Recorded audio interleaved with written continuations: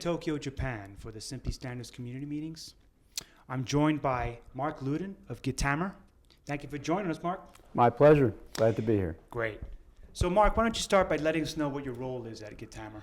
Well, I'm the president and CEO of our small company, and my role is really, like a lot of entrepreneurial companies, is to keep the ball moving, chief cook and bottle washer stuff, but also on the new product development as far as this technology we're going to talk about has kind of been my baby along with a couple of key individuals. So you're here at the SMPTE meetings. What's your role here? Why is Guittamer a proponent here at the meetings? Sure. Well, I was pleased to join the Standards Committee last year, and now I'm chair of the drafting group for a new standard on the coating of tactile essence. Perfect. Now let's talk about tactile essence because I think this stuff is pretty cool. Right.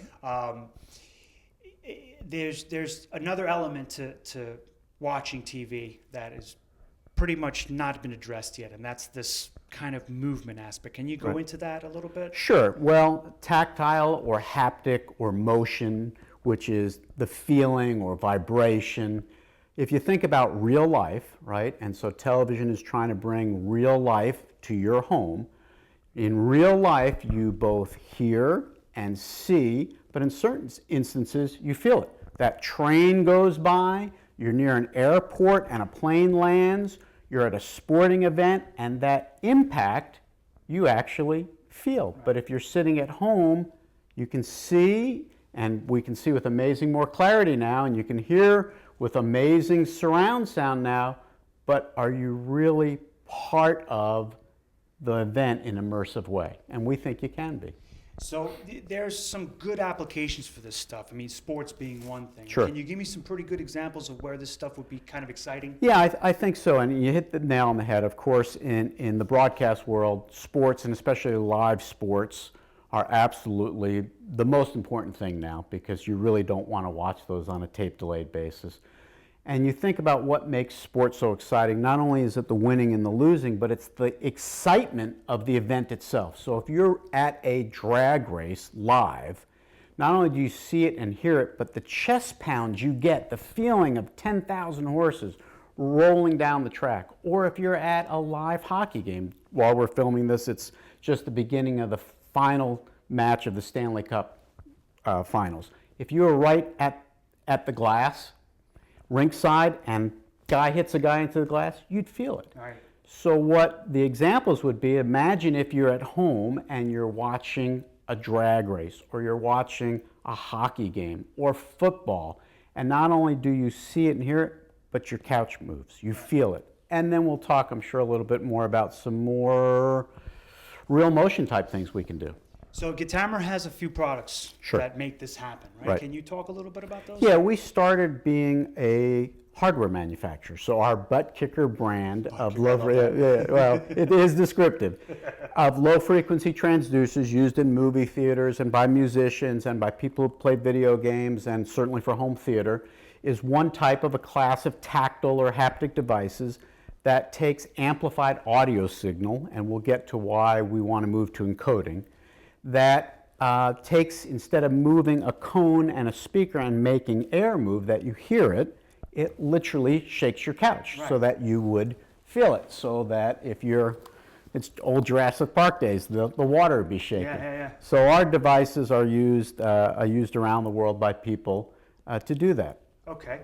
Now, there's a certain element that people might think that's kind of gimmicky or something like that. What is your response to that? To people that say, hey, I really don't want that. It's not, especially you see like maybe the wives might be like, oh, never in my living room. How would you respond to that? Right. Well, and I would say for us and anybody else who makes 4D or 3D seats, and I'm not talking about the air and the water, but the motion, maybe at first it seems like it's gimmicky, but if it's blended in correctly with the content, if it isn't overpowering, but it makes what you're watching come alive, people wind up liking it a lot more than they think. And frankly, even though you'd think it skews male, women like it a lot because you can get the same immersive effect without the volume. And what's the number one complaint in movie theaters and at home? It's too loud. It's too loud. It's too loud. And then there's some other things you can do with motion, not just not just vibration, but actual motion that will put you in the event that, in this day and age where, you've got 4K, 8K, it just makes perfect sense. Right. It seems like it's the logical progression Sure. of broadcasting. Sure. So, this is all fine and dandy, but there's a problem here, right? Right. It's not easy work. Right. So that's where SMPTE comes in and standards work. It does. What's the problem here? Right. So our second product, so we own patents on our version of tactile or shaking hardware, but we came out a couple of years ago and we saw the problem as how do you actually capture the impact of a live event and then transmit it so that it's usable by an individual any place and can be received. And so we actually laid out a broadcast technology, an end-to-end ecosystem that is device independent, Mauricio. So in other words, we envisioned a world where lots of people would capture live sporting events and lots of other market entrants would make hardware that end users could use, and we would be the people that would pioneer this idea that says we want to have the end-to-end process. And so the problem really is if you're trying to develop new technology that many, many people and larger people can enter and make it to scale, is that if you don't have a standardized way of doing it, then you wind up running the risk of a lot of people investing a lot of time and effort in areas that don't pan out. But if you can come together and develop an ecosystem that has some certainty to it, that is organized around an interoperability and an openness, right? So that all market entrants know what they need to do in order to make it work, and then finally the end consumer knows that the hardware they'll purchase will work.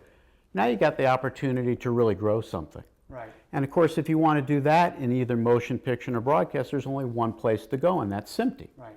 And that's why we were pleased when we presented to the standards community this idea of a standard for the transport, the encoding of this data, regardless of who produced it, encoding it, putting it through the pipe to transport it through all the means of transmission and through everybody's plant and all the different ways of processing it so that it can be decoded and used by any device maker so any consumer can buy it. The natural place to go was SMPTE, and of course the cutting edge and the mindset that SMPTE has, I was going to say you, but now I'm part of the you, that the future's now is really the right place to do these kind of things. Excellent. This sounds like some really good stuff. I like this stuff, by the way. I think it's really interesting. Let's hope I can put something like that in my living room. You could find out more about standards at simpte.org/standards. Thanks for joining us, Mark. My pleasure. Thanks for having us.